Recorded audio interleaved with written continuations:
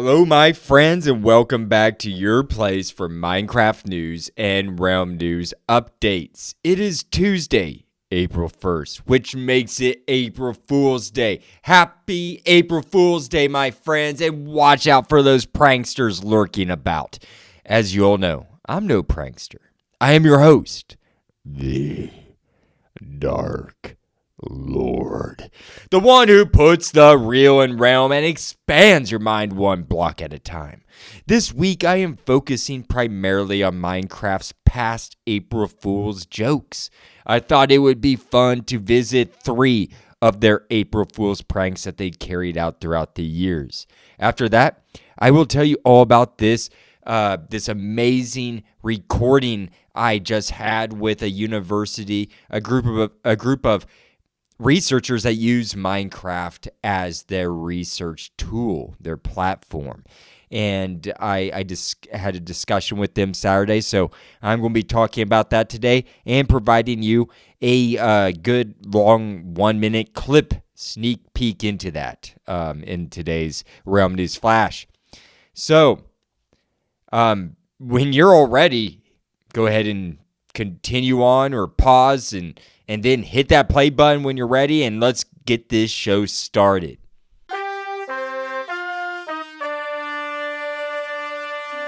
Today is April Fool's Day, and Minecraft is no novice to being a prankster. Last year, they performed a huge April Fool's joke in the form of an update for Java players called the Poisonous Potato Update. In fact, I created an entire bonus episode covering the Poisonous Potato Update. It is called Parmentier and the Poisonous Potato Update, and that can be found at the Realm News Patreon. Besides that update, Mojang has performed several other April Fool's jokes in the past. Well, they have pranked us every April Fool since 2010, which the prank kind of became a prank in itself because it never occurred. I call this the prank that never occurred. According to Minecraft.wiki, the original April Fool's prank was supposed to take place on April 1st, 2010, but Notch ran out of time to complete it. He had to move into a new home that day. He was going to announce Minecraft 4D, whatever that is. However, he wasn't able to do that year because he got a new place that he was moving into and I guess had to just cancel it. But the next year, they did put together a pretty elaborate prank that I would like to tell you about. In the year 2011, a fake Minecraft store was created, and it was called Steve Co.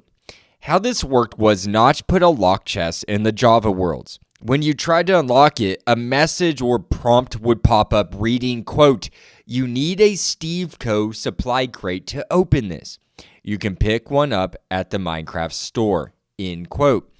The script was underneath a revolving chest that kind of spun around, and underneath that message was displayed 2 options that you could click on. On the left was a quote-unquote not now. On the right, a quote-unquote go to store. If you clicked on go to the store option, then you would be taken to a website that was replicated after the game called Team Fortress and their Manco supply crates. Some items that were listed in this fake store or in this crate was, here, I'll go ahead and I have a list here of some of this stuff. It's pretty neat. Let me tell you. Steve Co. supply crate key for $3. Steve Co. supply crate key 5-pack, $18. A miner's helmet for $21, a name change for $99, a creeper saddle for $42, secret griefer identity for $155, an enlargement pill for $2, response from support $494, 3 quote-unquote coming soon items priced at $75, $7, and wow, this one is the most expensive, $1,499, and you don't even know what the coming soon item is. And the last one I have here is the regular padlock, which is $8. Pretty crazy stuff. I like that Mojang does this, though. It's a fun thing they do, in my opinion. It's became a tradition more or less throughout the years. Let's move on to the next prank that they pulled in another year, in 2014.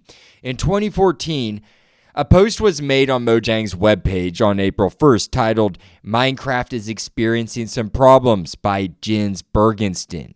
It said this, quote, "The long-nosed villagers introduced in Minecraft Beta 1.9 have become sentient. They have taken over our skin servers and content delivery networks, CDN. So unfortunately, you will not be able to change your skins until we fix the problem. We are desperately trying our best to pull the plugs, but we should prepare ourselves to serve under our new villager overlords. Singularity may be upon us." From the Minecraft team, end quote. From what I've read, it was really off the wall. It was just a really off the wall prank that they pulled. And they weren't kidding when they said that the players' skins have morphed to villagers. Everyone all of a sudden was walking the overworld in a villager outfit. Some of these were even nitwits. You had a nitwit skin all of a sudden on you. I would have hated to get that one.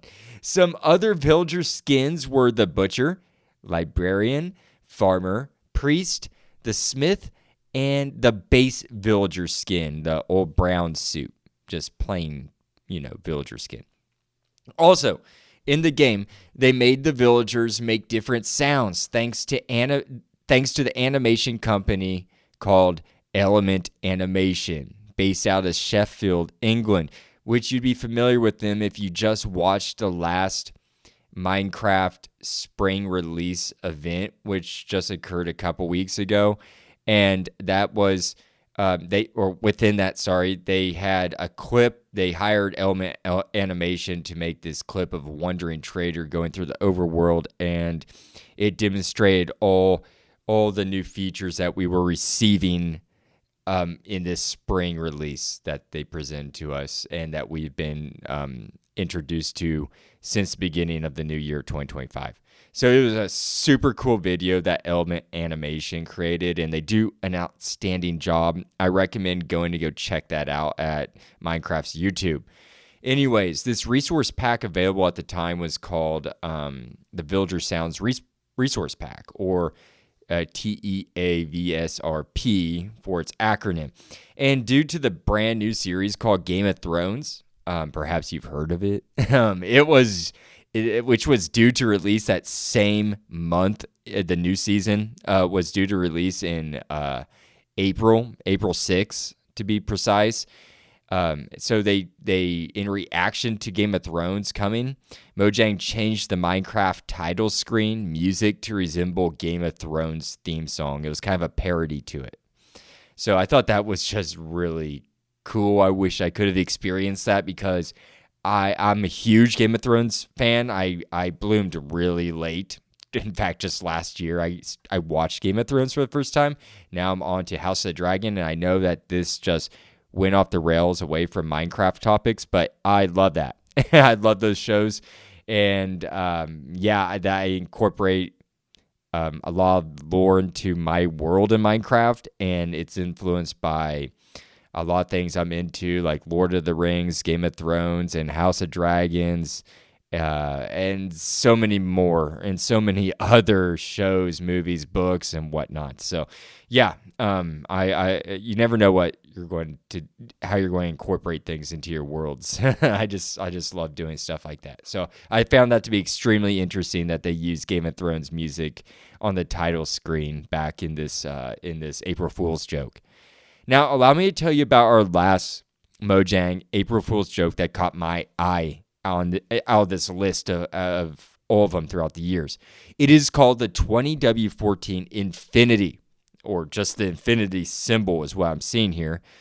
I stumbled upon this 2020 April Fool's joke in Minecraft.wiki's page on Minecraft April Fools. I clicked on it, and wow, folks, it turned out to be a massive prank that they pulled. I mean, it was extremely interesting to read about it and to watch YouTube videos over it. Slice Lime even has a video over it. Let me explain to you what it is by quoting Minecraft.wiki here. Quote, 20W14 infinity symbol, also referred to as 20W14 infinite, in the launcher 20W14 in game and in the infinity snapshot, is an April Fool's joke snapshot, supposedly the first and only snapshot for the quote-unquote ultimate content update, released on April 1st, 2020, which adds new procedurally generated dimensions that randomize existing elements of the game and several ways to access them. 20W14 Infinity is a fork off of 20W13B, which was the most recent snapshot at the time, end quote. Despite this being a farce for April Fools, it did lead to some real implications that were integrated into the game. This joke was essentially a new, unique way of churning out new dimensions for you, the player, to discover. And shortly after this April Fool's joke was released, Mojang then added custom dimensions and custom world generation in the snapshots called 20W21A and 20W28A, respectively, in that order. The dimensions that could be opened up are an astonishingly enormous number. I'm not kidding. Allow me to quote an old Twitter post by a person who goes by Sarge DP, who must have been a developer at the time, who said this about the number of unique dimensions that one could open up. Quote, "What most people probably didn't realize with the snapshot today is that there are just 2 billion dimensions added to the game. There are 2 billion dimensions per world seed, and they are all different. That makes 2 to the power of 95 combinations, a really huge number. These dimensions are wild," end quote. That's around 40 octillion different dimensions that you could explore, people. That's the number I read on Minecraft.wiki. 40, let me say again, 40 octillion different dimensions to explore. And there's biomes, unique biomes in each of these dimensions. So just imagine that. Just sit there for a second. Here, let me pause for 2 seconds. Okay. There's no way in your lifetime that you could explore a tenth of those dimensions. Allow me to tell you about a few of those dimensions that have been opened up by creating something called funky portals, which was something that you could make by throwing this book called an infinite book into a nether portal, and it would turn into a funky portal. This is wild. Now, let's get into... I picked 3 dimensions here out of the list. Remember, there's 40 octillion. There's no way I could list all those off in my lifetime. So I picked 3. Let me start with the black light dimension. This was intriguing to me. This dimension has inverted lighting. During the day, everything is pitch black, while in caves or at night, it's bright. Torches darken the area around them. The sky stays the same light level as it is in the overworld with a day-night cycle. The world generation is the same as the original world that the player spawned in as well. And that's pretty much the summation of the black light dimension. I thought that was insane. That would drive me insane. Literally. Torches darken the area around them. What the heck? This is just, I love it. I love the creativity of Minecraft, and this joke this goes beyond a 1 to 10 scale, 10 being the highest. Let's go to 40 octillion in the crazy scale of what this is. This is just insane. Let's move on to the fleet dimension. Essentially, it's a large fleet of end ships arranged in a grid pattern. The ships are generated by the biome, and there are 4 different levels starting at Y50. However, the 4th level is cut off by the height limit. Each level is 50 blocks apart. All non-chest loot in normal end ships generates except for the Elytra. Sorry, Elytra fans, you're not going to get those precious wings that you seek. But... this is just a dimension of just large fleet ships arranged in this weird grid pattern. I don't even know. I can't even. They didn't have a picture of that. You need to go check out this wiki page. I'll have it on the show description, so you can go click on this and scroll down. They have provided quite a few pictures, which is cool. And they have a list of even more dimensions that don't have associated pictures with them, but even more dimensions with descriptions. And oh my gosh, they're so unique and interesting to read about. Go check it out, folks. I want to go ahead and read off to you the last one here that I chose that was pretty interesting to me, and it's called the Llama Dimension. And we love llamas on Realm News. If you don't believe me, then go listen to my episode called Llama Glama. That is why I would like to tell you about the Llama Dimension that was part of this April Fool's joke. This is just trippy because this is a peaceful dimension, as it's described, with rooms where they were designed to promote relaxation. I guess these rooms promoted relaxation. Let me do my best to describe it to you a little bit. In the room, there are a purple and green sign. The green one reads, enjoy. And the purple one says, relax. Enjoy, relax. Green and purple, I guess, are soothing colors together. Anyways, I love green. That's my favorite color. If you didn't know that, folks, that's a little bit of trivia of your host, the Dark Lord. Now, there is a llama in a corner of the room that is pinned in with some wood fence. It looks like birch fence posts. So there's a llama there pinned in, and it's sporting this lovely lime green rug on its back. And there's also a Zetterstrand painting that's titled Sunset hanging right there by the llama. Maybe it's there for the llama to stare at for eternity, to give it a little bit of some artwork to, I don't know. This room's like a torture device to me. I don't know. It's eerie. Let me go ahead. So we have the Zetterstrand painting there for the llama to stare at for eternity in this random weird room, and it's titled Sunset. And behind the llama, in its little pinned off area on the wall, there are glass blocks for windows, and there's also a nether portal in the room. It's really weird. It is a white walled room, and the floor is covered in white wool carpet. It's just whitewashed, just some white, very sanitary looking, almost like a hospital from the, it's creepy to me. There's also like I said, that nether portal right there, and a secret chest behind that nether portal. If you were to go behind the nether portal, I guess there's a wall behind the nether portal that contains a chest. And in that chest, there's a book, and it's authored by, quote unquote, developer. And inside it is written, nothing to solve. And if you throw that book into the portal, the nether portal, it will transport the player to the 709,735,702nd dimension, which appears entirely random.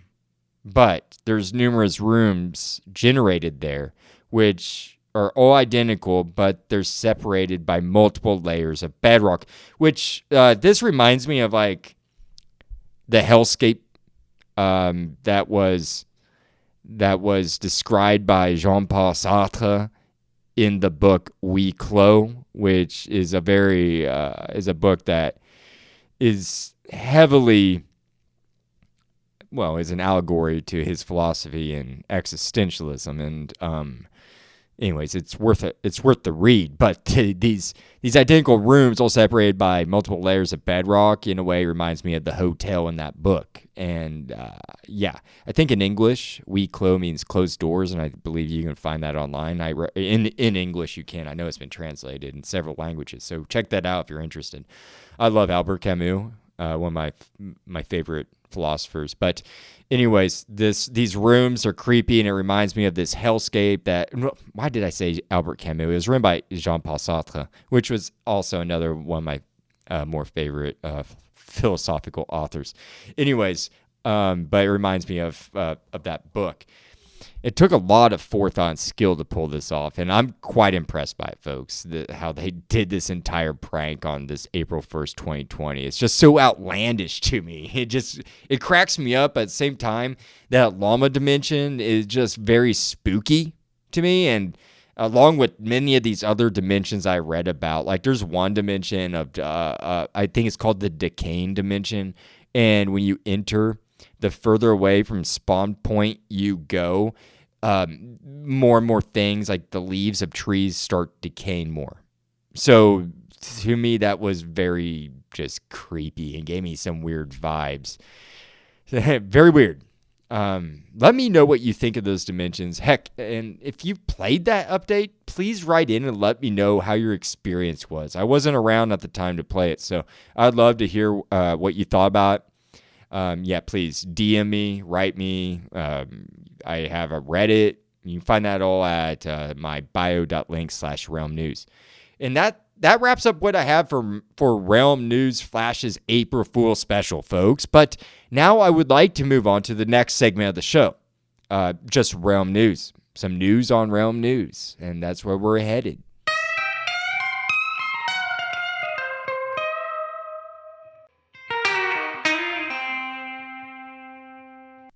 First off, I would like to state that as of yesterday, Monday, I purchased 2 tickets to a Minecraft movie. I am going with my girlfriend, Gaia Divine, and I'm excited. I'm excited to finally see this controversial movie that I've been reporting on for a year now. It officially releases this Friday, April 4th. I bought 2 tickets from the local AMC theater, and it cost over $40, so be prepared, folks. It better be worth its money, I tell you. I am not really saying that for my sake, because I would watch it no matter what due to the fact that I have a podcast covering Minecraft, but I hope it is a good movie for the sake of all the kids going to see it and the parents that are toting them there and sitting there and watching it themselves. And I hope that Jack Black's performance makes up for the fact that he doesn't look like Steve. I know it doesn't sound like it, but I will watch it with an open mind, and I will be reporting it back to you all with repeating Realm News contributor Nightstake. I'm excited to do that with him, and it'll be a fun episode. Besides the movie, I have to tell you briefly about my meeting with Canadian university called Concordia University, specifically Concordia University's Minebloc team that is part of the TAG lab at Milieu Institute. This team of researchers, whom I had the extreme pleasure of talking to this past Saturday, uses Minecraft SMP servers to conduct various forms of research. A specific project that Rosie Quinn and Dr. Simon discussed on the show was their SMP mod called Gaia's Riddle, which sounds so much fun, people. Allow me to quote from their site about it. Quote, a moderately sized mod pack featuring mods with dynamic environment mechanics like pollution of the realms, serene seasons, legendary survival overhaul, and weather, storms, and tornadoes, end quote. And this is all powered by solar power, folks, the game itself, specifically called Sunblock 1. That is the name of their device that converts sunlight into power by using a 100-watt solar panel on the top of their roof and at their university, which is hooked up to a small computer in order to process everything in order to allow this SMP or survival multiplayer to function. Rosie and Quinn told me that they have been developing Gaia's Riddle since around August of 2024. It is now due to be released to the public, meaning you and I can finally play this amazing map and narrative that they developed on May 1st or May Day. This episode is releasing on April 24th to the public, so you can listen to them all, folks, wherever you enjoy listening to your podcast, or you can become a Diamond Tier member at Realm News' Patreon and access it right now. Or you can simply purchase it right now and not become a member if that's your thing. So many choices. I would like to now play you a clip of that discussion I had with the Minebloc team.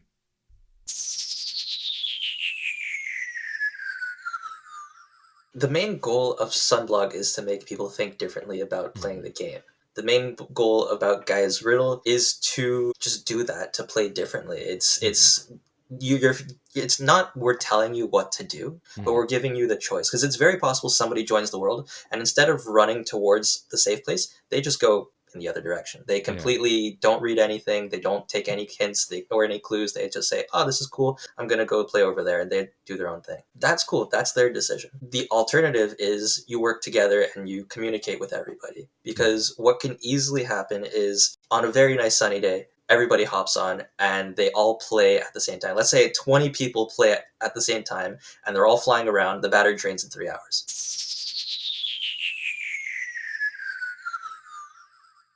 I want to play this. I told them that I plan on buying Java and setting up an account there in order to try out this amazing SMP that they create that is going to be affected by real-world weather in Montreal. Yes, the server only has enough power as a solar panel can obtain. If it runs out of power, then it is literally game over with it turning off on you and everybody else around the world playing on that server. It will only come back on when Sunblock 1 recharges from the sun. So this makes the community and the server have to come together in order to conserve energy. Because, believe it or not, flying within the game with elytra wings takes up much more energy than walking on foot in the overworld. It all breaks down to frame rate being rendered that causes energy consumption to increase or decrease. It depends on how fast you are traveling. I found that all to be extremely interesting. If that episode caught your interest and you do not want to wait till it publicly releases on April 24th, then go check out Realm News' Patreon link in the show description and listen to it now. With that said, folks, that wraps up all that I have for you today. I hope you all enjoyed the show. I cannot wait to tell you about the movie. Or you can tell me about it by writing in at bio.link/Realm News. I would love to hear what you thought about. Until next Realm News, I wish you all happy crafting. The Dark Lord. Signing out.